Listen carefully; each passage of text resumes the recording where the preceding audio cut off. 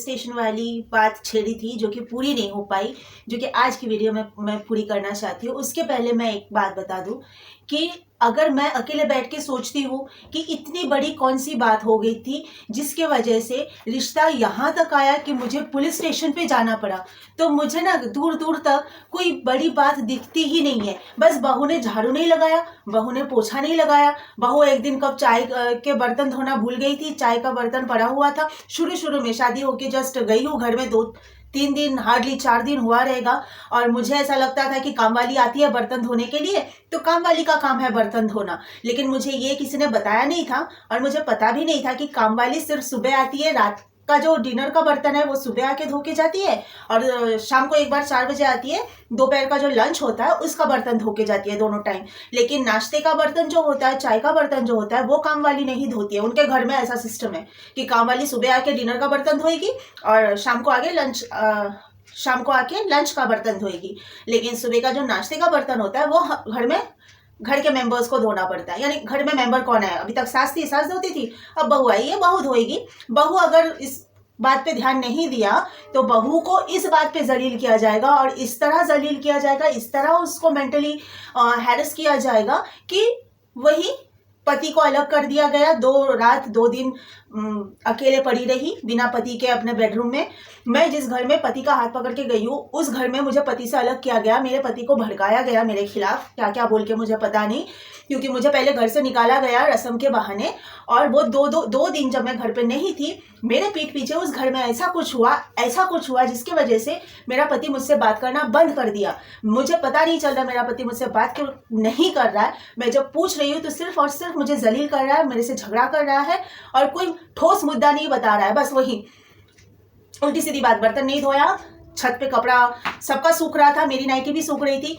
सबके जो कपड़े छत पे सूखते हैं सब ससुराल सास जाके उठा के ला सकते हैं, लेकिन एक मेरी नाइटी, मैं सो गई थी, मुझे बुला सकते थे, मुझे बुलाए नहीं, खुद ही अपने कपड़ों के साथ सब उठा के लाए। वो मेरी गलती है, और इतनी बड़ी गलती जिसके लिए मुझे जलील किया जा रहा है। मेरा पति बोला तुम्हारी नाइटी मेरा बाप छत से लेके आया था।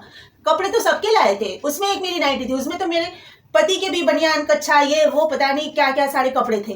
अब मैं इस तरह की लैंग्वेज यूज कर रही हूँ, मुझे गुस्सा आता है ना, इसलिए कच्छा वच्छा बोल रही हूँ। घर में जो शॉर्ट्स पहनते हैं, घर में जो टी शर्ट वगैरह पहनते हैं, या बाहर के भी कपड़े, सब तो छत पे सूख रहे थे, सभी मेरे ससुर उठा के लाए। उसमें से मैं इस गरीब की एक नाइटी थी, तो सारे कपड़ों के साथ एक बहू की नाइटी उठा के लाए। इतनी कौन सी बड़ी बात हो गई? अगर तुम्हारा बाप ये बोलता है कि तुम मेरे घर में बहू नहीं बेटी बन के रहोगी, तो बेटी की नाइटी उठा के लाने में इतना बवाल क्यों? और अगर बवाल ही करना था तो नहीं उठा के लाते, या तो बहू को जगा देते, वो सो गई थी दोपहर में, उसको जगा देते, उठाते, आवाज देते कि बहू जाओ अपनी नाइटी लेके आओ खुद जाके, वरना नाइटी पड़े रहने देते।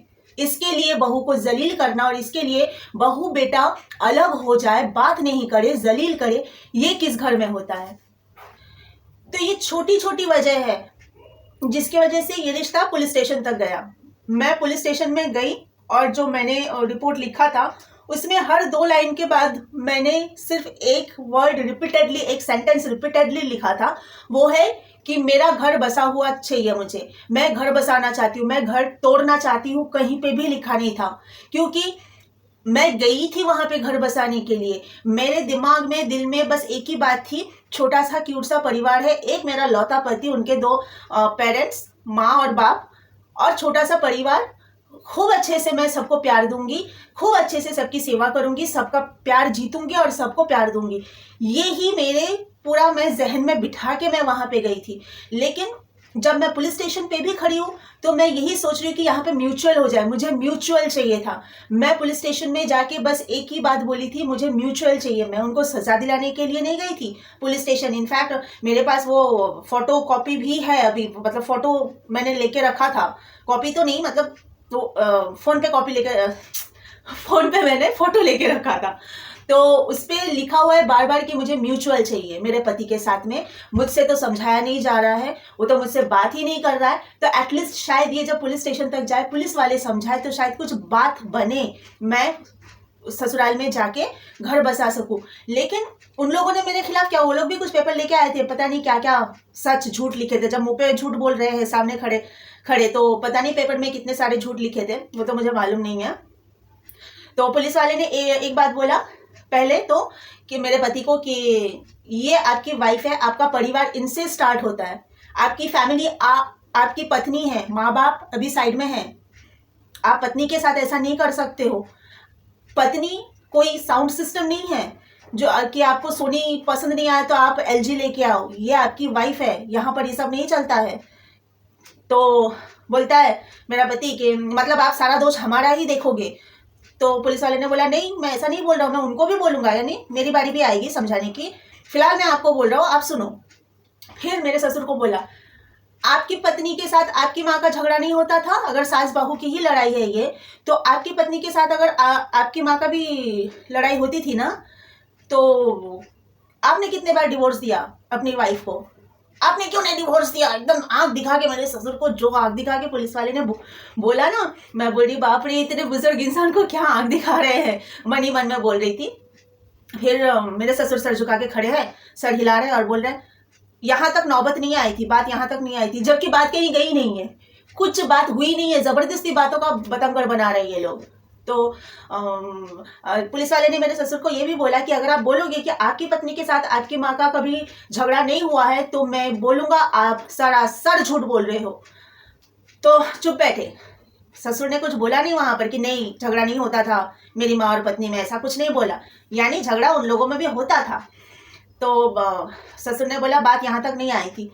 तो मैं खड़े खड़े सोच रही बात कहाँ तक आई, बात तो कहीं आई नहीं है, तुम लोग ही बतंगड़ बनाए जा रहे हो। पुलिस वालों को मेरा पति बोलता है आपको मालूम है हम लोगों ने एक भी पैसा नहीं लिया। इसकी माँ बोलती है मुझे कि दुकान, कपड़े की दुकान डालने के लिए दुकान, मैंने बोला था ना कि उन लोगों ने रिसेंटली एक दुकान खरीदा था, तो किस चीज़ की दुकान खोलेगा इस बात को लेके जब डिस्कशन चल रहा था, तो मेरी मम्मी ने जस्ट एक आइडिया दिया था कि अगर कपड़े की दुकान खोलोगे तो कैसा रहेगा।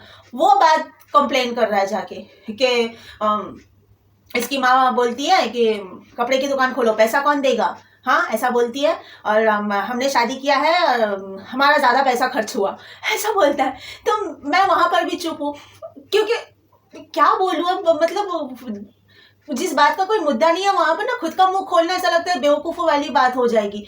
अरे तुम, पैसा तो हमारा भी खर्चा हुआ, मुंबई से हम गए थे, टिकट्स वगैरह, फ्लाइट टिकट्स वगैरह, ये वो सारे शॉपिंग, क्या हमारे पैसे खर्च नहीं हुआ? शादी का तो पूरा खर्चा हमारा था, शादी के दिन का पूरा खर्चा हमारा था, रिसेप्शन के दिन का पूरा खर्चा तुम्हारा था। रिसेप्शन में ज़्यादा लोग आए थे, किसने बुलाया था? तुम लोगों ने बुलाया था।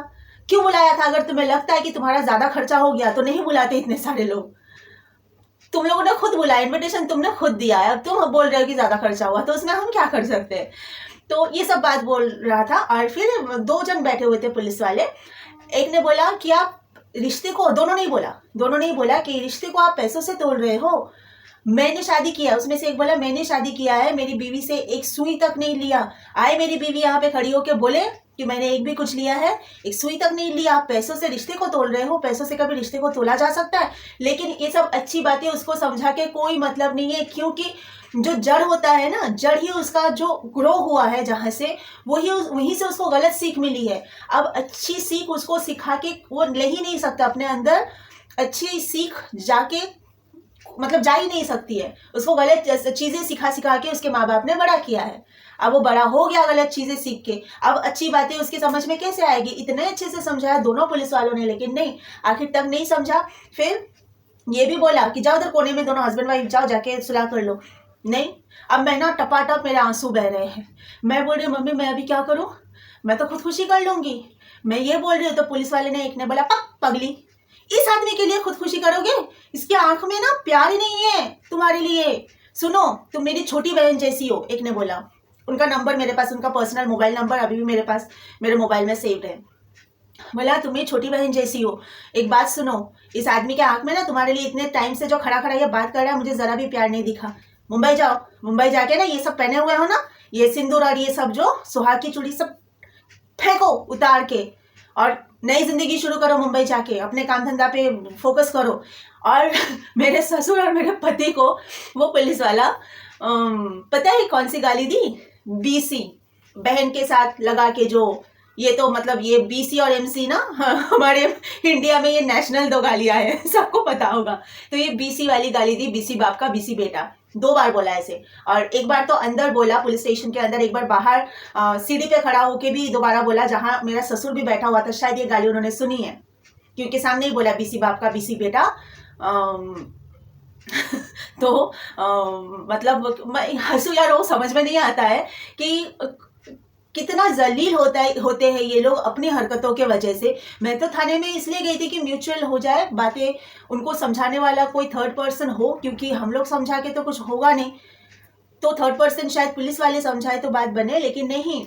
उसके बाद क्या हुआ, बोला ये जो पेपर है मेरा, मैंने जो लिखा था, रिटर्न जो दिया था रिपोर्ट, और उसका जो है ये दोनों अभी जाएगा काउंसलर के पास, जो लोग फैमिली काउंसलिंग करते हैं ना, वहाँ जाएगा। फिर वहाँ से आप लोगों को कॉल आएगा, आप दोनों को उधर जाना है। कब आएगा कुछ बोला नहीं, कभी भी आ सकता है। उसके बाद थोड़े दिन मैं रुकी, वो काउंसलर का कॉल आया इसके लिए, शायद थोड़े दिन क्या ऑलमोस्ट महीना रुक गई मैं कोलकाता में। लेकिन फिर सोचा क्या रुकूं, कब आएगा, आज 1 साल होने को आ रहा है इस बात को, कोई कॉल वॉल काउंसलर का आया नहीं है। तो मैं उधर बैठे बैठे सोची कि भाई मैं मुंबई जाऊँ, पैसा कमाऊँ, काम शुरू करूँ अपना, क्या है ऐसे लोगों के पीछे अपना टाइम वेस्ट करूँ जिनको रिश्तों की पड़ी नहीं है, रिश्तों का कदर ही नहीं है, झाड़ू नहीं लगाया, पोछा नहीं लगाया, इसने वो बोला, उसकी माँ ने दुकान खोलने बोला। मेरे एक पंडित जी है, उन्होंने फ़ोन पे कुछ बोल दिया था, सलाह मशवरा देते हैं ना, पहचान के मेरे पंडित जी है, बोल दिया था अभी दोनों मिलकर काम आगे स्टार्ट करो, बाप को फ्री करो अपने काम से, मतलब अपनी जिम्मेदारी से। अब तक बाप जिम्मेदारी निभा रहा था, अभी तुम दोनों मिलकर हस्बैंड वाइफ कुछ आगे करो और बाप को फ्री कर दो। बस इस बात पे भी बवाल किया, वो पंडित कौन होता है मुझे सलाह मशवरा देना, ये मतलब इस फालतू की बातों को लेके फालतू का झगड़ा जिसका कोई मतलब ही नहीं है। तो पुलिस वालों को भी समझ में आ गया था, नहीं तो पुलिस वाला उनके सामने उनको गाली दे रहा है, बीसी बाप का बीसी बेटा। तो इस बात का भी गुस्सा है कि हम लोग को पुलिस स्टेशन तक खींचा। बाकी की बातें कल नेक्स्ट पार्ट देखने के लिए सब्सक्राइब करके साथ बने रहिए।